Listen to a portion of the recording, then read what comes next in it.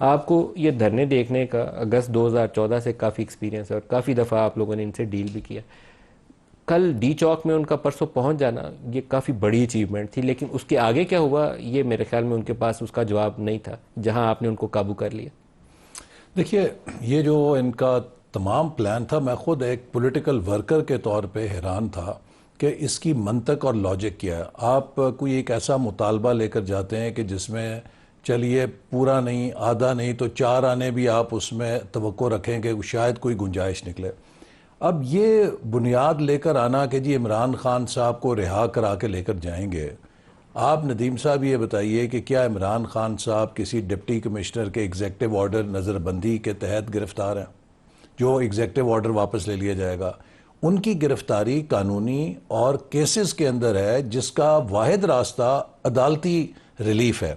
तो क्या ये फिर सारा अमल इसलिए था कि आप अदालतों पर दबाव डालें, अदालतों की कनपटी पर पिस्तौल रखें और अपने लीडर की ज़मानत के लिए इसको एक आले के तौर पर इस्तेमाल करें? हुकूमत तो कोई इख्तियार नहीं रखती कि एक ऐसे कैदी को जो केसेस के अंदर गिरफ्तार है, जो जुडिशल रिमांड पे है या फिज़िकल रिमांड पे है, उस कैदी को हुकूमत तो किसी भी कानून के तहत नहीं रिहा कर सकती। तो इसका मतलब है, एक तो ये है कि आप एक ऐसा मुतालबा लेकर आए जो हुकूमत पूरा नहीं कर सकती थी।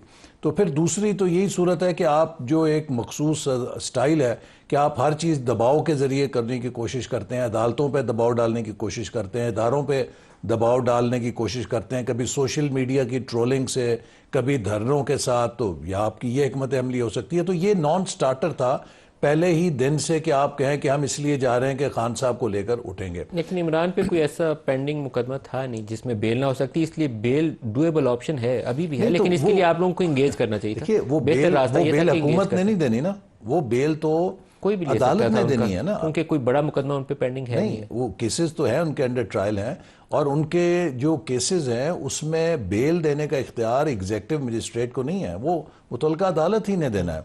तो लिहाजा ये सब जो एक ड्रामा और नाटक किया गया था, मैं समझता हूँ कि ये एक आउट ऑफ डेस्परेशन था।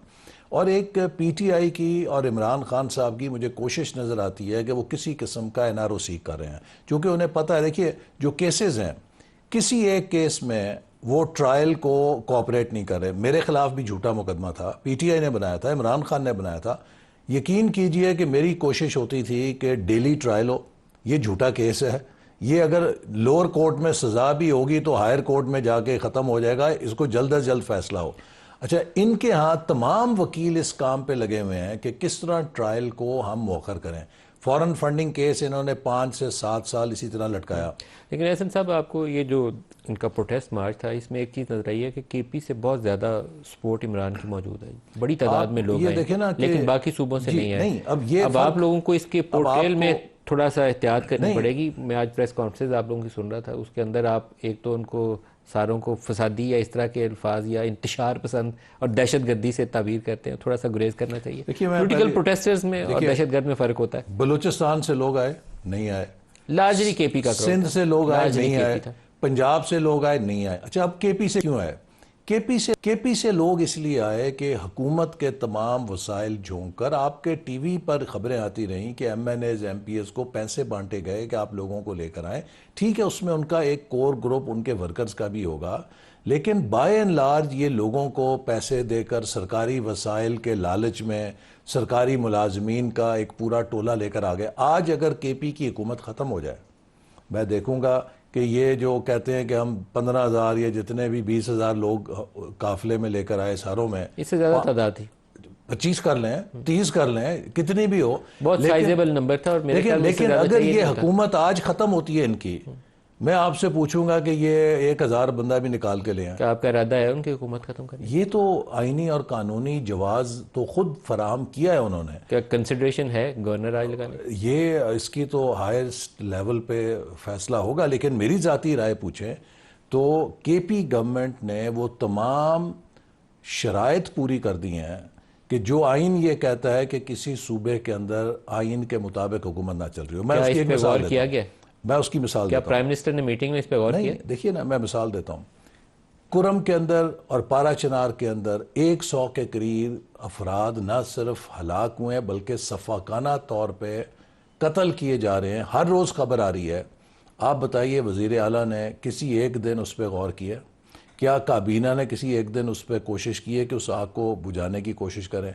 उनके अपने जो इजला आला के जहाँ से वो बिलोंग करते हैं, डेरा इस्माइल खान टांक, वहाँ पे शाम के बाद कहते हैं कि सिक्योरिटी का अपरेटस खत्म हो जाता है, लॉ एंड ऑर्डर नहीं, वो तो सिचुएशन। आज उन्होंने कहा धरना भी जारी है, तो धरना वो डीआई खान में ही दे के दिखा दे, बाकी तो छोड़ ही दे। मेरा मकसद है कि जब आपकी ये सूरत हाल है लॉ एंड ऑर्डर की अपनी सूबे में, और आप सर उसको आपने ये जो इश्यूज गिनवाए हैं, क्या प्राइम मिनिस्टर ने अपनी मीटिंग में इन तमाम इश्यूज पे गौर किया है कि ये सूरत हाल है तो हम गवर्नर आज लगा देते ये तो आपको वो प्राइम मिनिस्टर बता सकते हैं, लेकिन मैं ये कह सकता हूँ लेकिन कि पॉलिटिकल मीटिंग में आप शामिल थे, आप नहीं, सियासी आदमी। इसमें ये तो पॉलिटिकल मीटिंग की जो कार्रवाई है वो उसका एक होता है कॉन्फिडेंशियलिटी, वो नहीं कर सकता। लेकिन मैं आपको ज़ाती राय ये कह रहा हूँ, ज़ाती राय आपकी है कि लगा देना चाहिए? मैं समझता हूँ कि बिल्कुल केपी में अब इस हुकूमत ने जो बगावत की है वफाक के खिलाफ, पहली दफ़ा नहीं दूसरी दफ़ा की है, और अगर आप इस प्रेसिडेंट को इग्नोर करेंगे, मेरी सुन ले बात, कल को जीबी का चीफ मिनिस्टर 5,000 का जत्था लेकर आएगा, आज़ाद कश्मीर का प्राइम मिनिस्टर अपने मुतालबात के लिए 10,000 का जत्था लाएगा,